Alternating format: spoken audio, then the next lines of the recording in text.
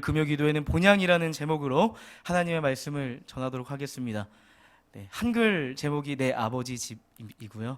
영어 제목은 Not Home Yet입니다.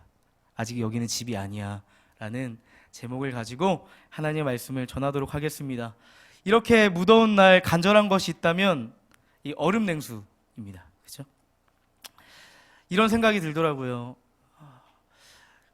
이 땅의 그 무더위뿐만 아니라 우리 인생의 무더위 가운데 정말 시원한 그 얼음 냉수와 같은 은혜가 우리에게 필요하구나, 이런 생각이 들었습니다. 하나님께서 오늘 이 시간 정말 얼음 냉수와 같은 은혜를 부어주시기를 소원합니다. 근데 이런 생각을 딱 하던 찰나에 잠언 25장 13절 말씀이 떠올랐습니다. 충성된 사자는 그 추수하는 날에 얼음 냉수와 같아서 능히 그 주의 마음을 시원케 한다는 그 말씀이 딱 생각이 들더라고요. 여전히 나는 얼음 냉수와 같은 은혜만 구하는 나밖에 모르는 사람이구나, 이런 생각이 들면서 오늘 예배는 얼음 냉수와 같은 은혜도 구해야겠지만 먼저 얼음 냉수와 같은 하나님의 마음을 시원케 하는 얼음 냉수와 같은 그러한 사람들이 세워지는 시간이 되기를 소원하는 마음이 제 안에 생겼습니다. 얼음 냉수와 같은 시간이 되기를 소원합니다. 우리가 얼음 냉수와 같은 자가 되어서 하나님의 마음을 시원케 하는 자들이 되기를 소원합니다. 사람들은 내가 가지지 못한 소중한 것을 가지려고 애를 씁니다.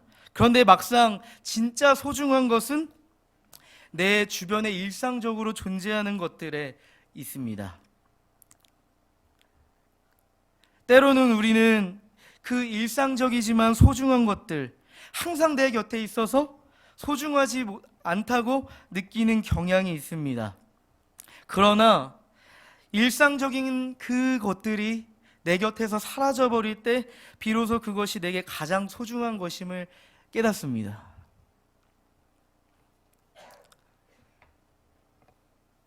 우리 주변에 어떠한 것들이 소중할까요?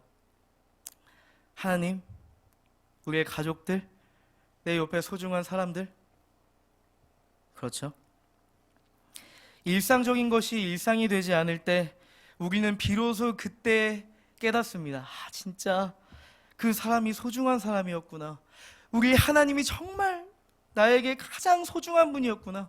우리 아빠, 엄마가, 우리 아버지, 어머니가, 내 아들, 딸이, 내 옆에 있는 동역자들이, 내 옆에 있는 친구들이 정말 나에게 소중한 그 누구와도 바꿀 수 없는 사람들이었구나 라고 깨닫습니다. 언제나 함께하던 사람이 떠나버릴 때, 언제나 함께하던 사람을 잃어버릴 때 그 사람이 얼마나 우리에게 큰 영향을 주었고 그 사람이 우리에게 얼마나 소중한 존재였는지 우리는 체감합니다. 오늘 본문을 보면 예수님의 제자들은 이제 예수님을 떠나보내야 할 때가 되었습니다. 3년간의 시간은 예수님과 함께 동행하던 일상의 삶이었지만 이제는 그 3년간의 예수님과 동행하던 일상도 이제는 특별한 하루하루가 지나가고 있는 것입니다. 예수님께서는 제자들에게 누누이 3년간 공생의 사역을 하시면서 내가 이 땅에 온 목적을 말씀하시고 내가 이제 십자가의 길을 걸어가야 할 것이다 라고 누누이 예고를 하십니다. 요한복음 14장은 이제 제자들에게 하시는 마지막 고별 설교라고 보시면 되겠습니다. 소위 요한복음 14장부터 16장까지는 성령장이라고 불리고, 또한 마태복음, 마가복음, 누가복음에 등장하지 않는 본문으로서 특별히 예수님께서 성령에 대해서 세심하게 성령을 약속하시는 그러한 장면입니다. 그 요한복음 14장을 보기 전에 요한복음 13장을 보면 예수님께서는 제자들에게 이 두 가지를 말씀하세요. 하나님의 그 영광의 때가 가까웠다. 내가 이 땅에 온 그 클라이막스, 절정을 내가 보여줄 것이다. 그 십자가 사건을 너에게 보이리라. 생명을 나타내는 그 십자가의 일을 너에게 보이리라 말씀하십니다. 그리고 두 번째 무엇을 말씀하시냐면 제자 중에 두 사람이 나를 배신할 것이다. 한 사람은 수제자 베드로요, 두 번째 사람은 가룟 유다. 이 제자들이 예수님을 부인한다는 것이죠. 제자들의 마음이 어땠을까요? 3년 동안 예수님과 함께했던 제자들, 이제는 예수님을 떠나보내야만 하는 제자들, 그리고 예수님의 말씀은 진리여서 예수님이 말씀하신다면 혹시 내가 예수님을 배반하고 예수님을 떠날 수밖에 없다는 그 미래가 너무나도 두려운 것입니다. 예수님이 십자가의 길을 가버리시면 예수님과 동행하던 그 일상도 이제 더 이상 일상이 되지 않고 예수님 없는 초라한 인생이 되어버린다 생각하는 것입니다. 제자들에게 예수님은 정말 특별했습니다. 3년 동안 예수님은 그들을 초대하셨고 친히 구원의 일을 목도하게 하셨고 친히 하나님 나라의 그 비밀을 가르쳐 주셨습니다. 사실 그들, 예수님의 제자라고 하는 사람들 하층 어부들이었고 세상 사람들이 너희는 죄인이라고 부르는 세리였고 죄인이라고 부르는 손가락질 받던 사람들이었습니다. 하지만 예수님께서는 그들 한 명 한 명 가운데 친히 찾아가셔서 그들을 인격적으로 부르시고 제자 삼으셨습니다. 여러분, 이 예수님의 제자들이 예수님을 만나고 한 가지 변한 것 있다면 그거 뭔지 아세요? 그들은 예수님과 함께 다녀서 병든 자를 고치고 능력의 일을 행하지 못했지만 한 가지 변한 것이 있다면 이제는 더 이상 예수님 없이는 살아갈 수 없는 사람들이 되었다는 것입니다. 여러분도 그러한 예수님의 제자이십니까? 때로는 픽픽 쓰러져 가고 우리 안에 복음의 능력이 없어서 좌절할 때가 있지만 이제는 예수님 없이는 살 수 없는 그런 존재, 그것이 제자였던 것입니다. 그들은 예수님의 이제 제자됨을 통해서 내 인생의 가치를 깨닫게 되었습니다. 내 삶의 목적과 이유를 알게 되었고 내가 평생을 다 바쳐 내가 어떠한 길을 살아야 될지 그들은 알게 되었습니다. 이제 예수 그리스도의 복음을 소유하고 그 복음을 가지고 한 영혼 한 영혼 잃어버린 영혼을 찾고 하나님 나라를 세우는 것이 그들의 사명이요 그들이 살아야 할 길임을 그들은 깨닫게 되었습니다. 그리고 그들의 3년 동안의 시간은 괴로운 시간이 아니라 예수님과 친밀하게 교제하는 그런 인격적인 사랑의 교제의 시간이었던 것이죠. 한마디로 표현한다면 가족이 된 것입니다. 가족. 함께 먹고 함께 자고 예수님의 마음을 같이 누리고 예수님이 가시면 따라가고 예수님이 멈추시면 멈추는 그런 가족이 된 것입니다. 마치 그냥 교사와 제자의 관계를 뛰어넘어서 아비와 어미와 자녀의 그 끈끈한 그러한 가족이 된 것이죠.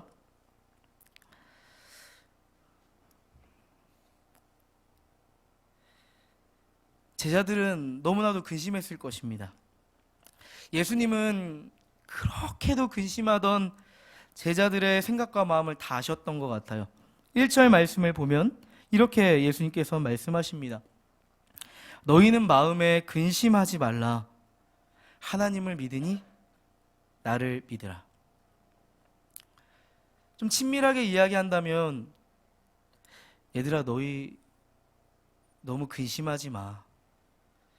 나를 믿어. 라고 이렇게 말씀하시는 거죠. 친밀하게 말한다면. 그리고 예수님께서 하시는 말씀이 뭐냐면 아까 제가 본향에 대한 그 한글 제목이 내 아버지 집이라고 했잖아요.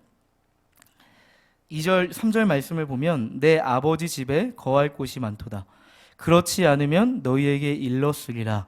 내가 너희를 위하여 거처를 예비하러 가노니 가서 너희를 위하여 거처를 예비하면 내가 다시 와서 너희를 내게로 영접하여 나 있는 곳에 너희도 있게 하리라. 이렇게 말씀하십니다. 아주 쉽게 이야기하면 아주 심플합니다. 나는 내가 가는 곳은 내 아버지 집을 마련하러 가는 거야. 집을 마련하러 간다는 것이죠. 그리고 하시는 말씀이 뭐냐면 그 집으로 너희를 이끌어 갈 거야 라고 말씀하시는 것입니다. 예수님이 지금 십자가의 길을 말하실 때 이전에는 십자가의 죽음, 떠나실 것을 말씀하셨지만 그 십자가의 구원의 다른 측면을 말씀하고 계신 것입니다. 내가 그 십자가의 길을 가는 것은 내 아버지 집, 천국, 풀면 하나님 나라, 풀면 본향을 예비하러 나는 지금 그 길을 가는 거야.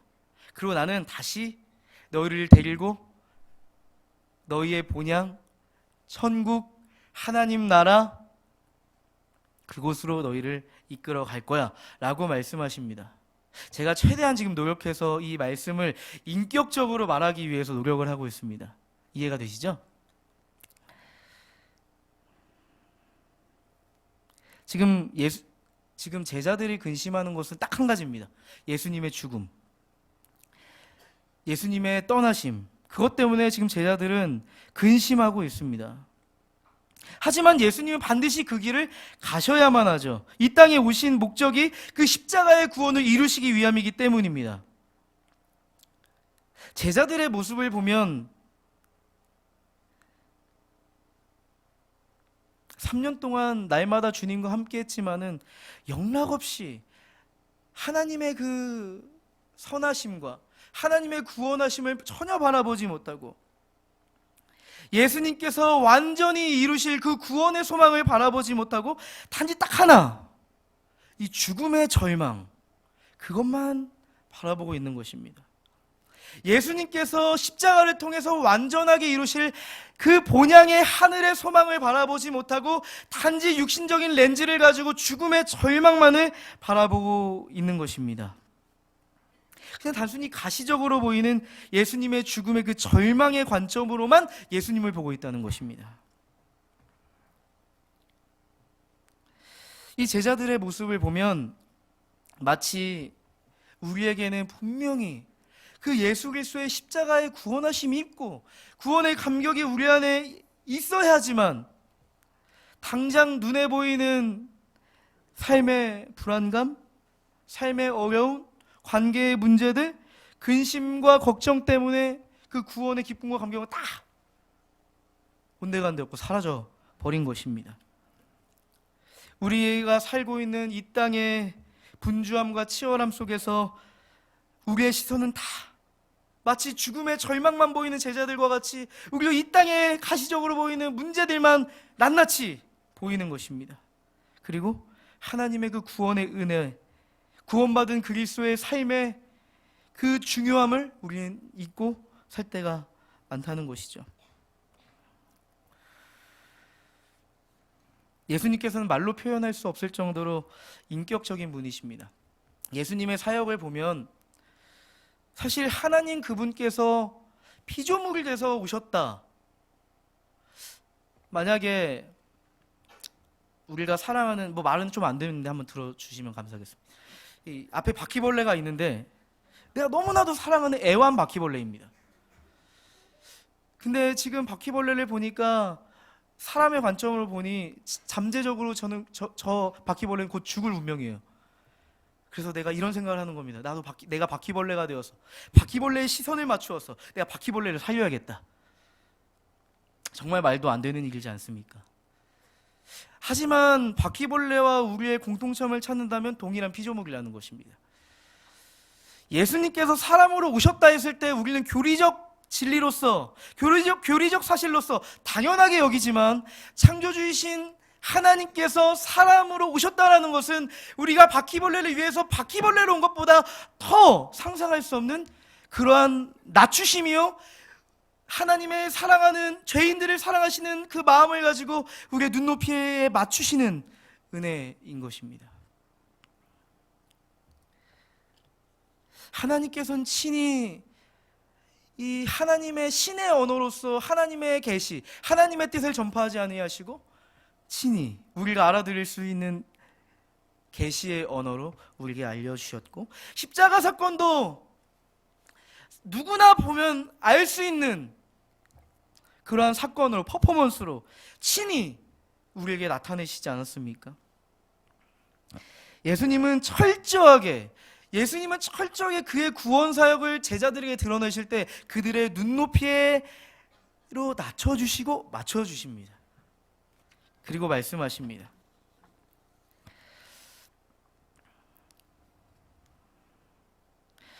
지금 예수님께서는 죽음의 절망 가운데 있는 제자들에게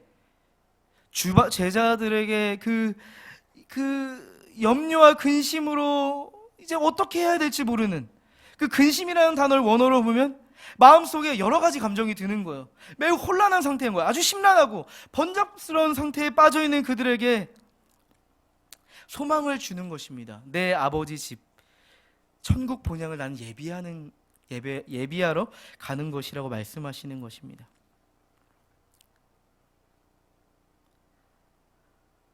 너희는 십자가의 죽음의 그 죽음의 절망을 보지 말고 십자가를 통해 성취될 하나님 나라를 한번 바라보겠니? 그것을 말씀하시는 것입니다. 조금 더 인격적으로 말한다면 이렇게 제가 좀 해석해 봤습니다. 너희의 본향은 이 땅이 아니야. 우리의 본향은 내가 예비하러 가는 그 천국, 하나님 나라에 있는 거야. 우리의 소망은 죽음의 절망에 있지 않고 하늘의 소망이 있는 거야. 이렇게 말씀하시는 것입니다. 천국, 하나님 나라, 어떠한 곳입니까? 특별히 유대인들을 향해 쓴 마태복음에서는 하나님 나라라는 단어 대신에 천국이라는 표현을 쓰거든요. 왜냐하면 유대인의 개념의 하늘이라는 곳은, 사실 하나님은 하늘에 계시지 않잖아요. 무소부재하신 분, 어디에도 계시지 않은 곳이 없다. 그죠? 근데 왜 유대인들은 하늘에 하나님이 계시다 이렇게 생각을 했냐면, 유대인들의 개념의 하늘은 초월적인 개념입니다. 그냥 우리가 생각하는 이런 이 보이는 하늘이 아니라 초월적인 그 하늘에 하나님이 계시다라고 인식했기 때문에 특별히 마태복음에서는 천국이라고 말하고 있고, 그 밖에 복음서에서는 하나님 나라라고 말하는 거죠. 천국, 하나님 나라 똑같은 것입니다. 하나님 나라는, 천국은 단순히 우리가 생각할 때 착각하시면 안 됩니다. 단순히 우리가 이 땅의 삶을 마치고 맞이하는 사후세계, 그렇게만 얘기하기 너무나도 부족합니다. 천국, 하나님 나라는 하나님과 영원히 함께하는 곳입니다. 우리를 창조하시고 구원하신 하나님과 영원토록 교제해야 하는 나라입니다. 그 나라가 기대가 되십니까? 더 이상 예수님께서 막연하시는 하나님 나라는 이제 죄 때문에 예수님을 떠나버릴 수 있는 그러한 곳이 아닙니다. 죄로 인해서 예수님을 벗어날 수밖에 없는 그러한 곳이 아니라 죄의 장벽이 다 허물어져서 하나님을 기뻐할 수밖에 없는 그러한 곳입니다. 아무런 근심과 염려가 없는 곳이죠. 눈물도 없고 슬픔도 없고 이별도 없고 죽음도 없는 곳이죠. 영원히 하나님과 함께 할 수 있는 영광이 기다리고 있는 곳이 하나님 나라인 것입니다. 제가 이 말씀을 준비하면서 많이 듣게 된 찬양이 있었습니다. 그 찬양, 아까 제가 오늘 설교의 영어 제목이라고 했죠. Not Home Yet 이라는 찬양입니다. 해석해보면 이곳은 아직 집이 아니야 라는 뜻을 가진 찬양곡인데요. 제가 그 찬양곡이 너무 좋아서 어떠한 마음으로 그 곡을 썼을까 한번 좀 이제 검색을 해보게 되었는데, 배경은 그렇습니다. 평생을 오지에서 선교하며 평생을 바친 노 선교사 부부가 있었습니다. 이제는 나이가 많이 차서 이제 은퇴를 해서 고향으로 돌아가야 될 때가 되었습니다. 평생을 하나님께 소망을 두고 복음의 열망, 하나님 나라의 소망을 가지고 그 아프리카 오지에서 평생을 바쳤습니다. 그러나 이제 배를 타고 오는 그 노 선교사 부부의 마음은 어땠냐면, 여태까지 복음을 위해 살았지 자신들을 위해서 벌어놓은 어떤 집이라든지 돈이라든지 아무것도 없는 거예요. 앞날에 대한 염려와 외로움으로 배를 타고 이제 미국 본향으로, 고향으로 돌아가는 것입니다. 근데 그 배에는 미국 경제 대공황, 그것을 극복한 테리 루즈벨트 대통령이 타고 있었다고 합니다. 그 국가의, 미국의 그 경제 대공황을 수습하고 휴가를 얻어서 아프리카에 가서 코끼리 사냥을 하고 같이 배를 타고 돌아오는 거죠. 배가 뉴욕의 그 항구에 도착하자 이 루즈벨트 대통령이 내려옵니다. 그의 길에는 뉴욕 시장과 그를 환영하는 수많은 귀빈들이 자기를 도열하고 대통령을 기다리고 있습니다. 레드카펫이 깔려있고 그가 내릴 때 군악대의 빵파레 소리가 무척이나 울려 퍼졌습니다. 그리고 이제 노 부부가 그 배에서 내리는데 이제는 빨간 카페트도 없고 빵파레 소리도 없고 자신을 맞이해주는 사람 한 사람도 없었다는 것입니다. 그 노 선교사님 부부는 크게 실망했습니다. 그들은 앞으로 어떻게 살아야 될지 막막한, 몸도 다 망가졌고 받을 연금조차 없는 그런 상황이었는데 지금 우리를 맞이해주지 않는 그런 고향의 모습 앞에 너무나도 좌절이 되고 눈물이 나더랍니다. 그러면서 하나님께 원망이 되더래요. 하나님, 내가 평생을 그리스도의 복음을 가지고 하나님 나라의 확장을 위해서 선교 사역을 했는데 하나님, 우리는 어쩜 이렇게 고향에 단 한 사람도 맞아오는 사람이 없습니까? 그렇게 노 부부가 탄식하고 있는데 그들 안에 이런 마음이 들었다는 것입니다. But you are not home yet. 이곳은 아직 너희의 본향이 아니다 라는 하나님의 그 나지막한 울림이 그들의 슬픔 가운데 울려 퍼졌다는 것이죠. 여기는 아직 너희의 본향이 아니야. 너희가 정말 그 본향이 오늘 그날에 레드카펫이 문제가 아니라 황금의 길을 깔아주고 팡파레 소리가 아니라 천사장의 나팔 소리와 함께 내가 너희를 마중 나갈 거야 라는 하나님의 그 위로하심과 하나님의 그 격려가 그들을 맞이했다는 것입니다. 이 노 선교사님의 부부의 이야기를 듣고 그 찬양이 탄생을 했더라고요. 우리는 무엇으로 좌절했습니까? 우리는 무엇으로 절망했습니까? 어느새 우리 안에는 그 예수님께서 십자가의 은혜를 통해서 획득하신 그 은혜, 그 하늘 소망이 다 사라져버리고 이 땅에 가시적으로 보이는 레드카펫, 사람들의 그 빵파레 소리, 인정들, 그것만을 구하며 하나님을 바라보다가 좌절해버리고 절망한 때가 한두 번이 아닙니다. 우리는 이 땅을 살아가는 동안에 예수님을 믿는다 하면서도 이 땅이 우리의 본향인 양 살아갈 때가 너무나도 많은 것 같습니다. 예수님께서는 이렇게 말씀하셨습니다. 내가 곧 길이요 진리요 생명이니 나로 말미암지 않고는 아버지께로 올 자가 없느니라.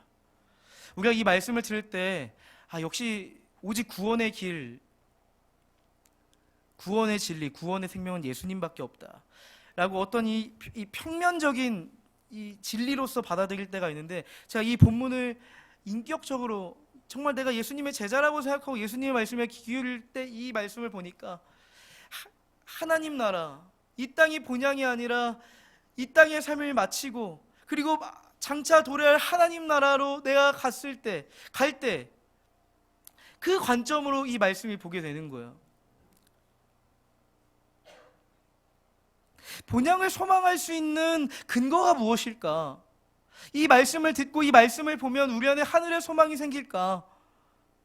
이 말씀을 지금 듣는 이 순간 하늘의 소망을 가져야겠다, 그러한 불일 듯한 의지가 생기겠지만 예배당을 나가는 순간 막막한 무더위, 삶의 무더위들이 우리를 다시 한번 지치게 할 텐데, 예수님은 지금 이 말씀을 제자들에게 건네는 것입니다. 너희가 하늘 소망을 가지려면, 너희가 천국의 소망을 가지려면, 너희가 하나님 나라를 소망하려면 내가 필요해. 너희 안에 예수가 필요해. 오직 예수님만이 너희에게 하늘 소망을 줄 수 있어 라고 말씀을 하시는 거예요. 예수님이 우리 안에 없다면 우리는 결코 하늘의 소망을 가질 수 없습니다.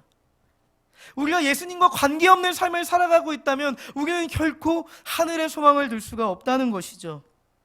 하늘의 소망을 들 수 있는 은혜는 우리 스스로의 의지로 되는 것이 아니라 날마다 예수님을 붙잡고 예수님과 동행할 때 비로소 가능한 줄 믿습니다.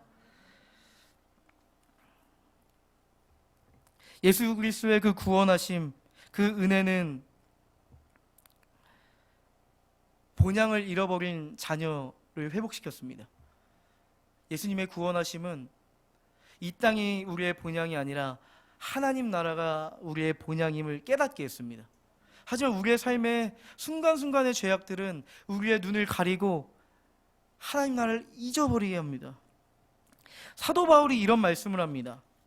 골로새서 3장 1절 2절 말씀입니다. 우리 함께 좀 의미를 생각하면서 읽어보면 좋겠습니다. 읽어보겠습니다. 시작.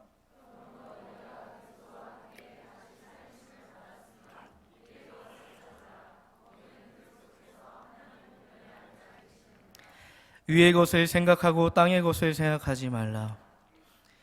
아멘. 예수님의 제자였던 바울도 예수님의 그 가르침과 같은 말씀을 합니다. 너희는 위의 것을 생각하고 하늘의 소망을 두고 땅의 절망에 거하지 말라. 하늘에 너희의 소망을 두고 땅으로 말미암아 너희는 절망하지 말라. 그렇게 말씀하십니다. 하나님의 자녀된 우리는, 예수님의 제자된 우리는, 성령과 동행하는 우리는 위의 것을 바라보고 찾음으로 나아가야 되는 줄 믿습니다. 마태복음 6장 33절의 말씀과 같이 너희는 먼저 그의 나라와 의를 구하라. 그리하면 이 모든 것을 너희에게 더하시리라. 하늘의 소망을 두고 살아가는 자들은 위의 것, 곧 하나님 나라, 하나님의 필요, 하나님의 기뻐하심, 하나님이 원하시는 바를 바라며 소망하며 살아가는 것이죠. 요즘 우리의 마음을 사로잡고 있는 것은 무엇입니까? 우리의 마음과 생각을 사로잡고 우리를 괴롭히는 것은 무엇입니까? 어쩌면 그것이 우리의 마음을 부여잡고 혹시 그것이 우리의 소원이라 불리는 것들일지 모르겠습니다. 하늘의 소망이 아니라 이 땅의 어떠한 것들이 나를 올가매고 나를 괴롭히고 있는지 모르겠습니다. 이 설교를 듣다면 어쩌면 이런 생각이 들지도 모르겠다 생각이 들었어요. 혹시 하나님께 소망을 두다가 이 땅에서 살아가는 동안에 현실 감각을 잃어버리고 살아가는 거 아닙니까?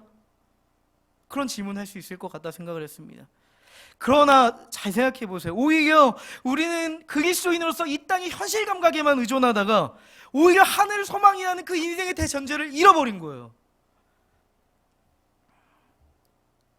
하늘의 소망을 품고 살아가는 자들에게는 이 땅이 하나님 나라를 이루어가야 할 사명으로 보이는 것입니다. 빌립보서 3장 14절을 보면 이 마음을 가지고 바울이 이렇게 표현합니다. 고백해 보겠습니다. 시작.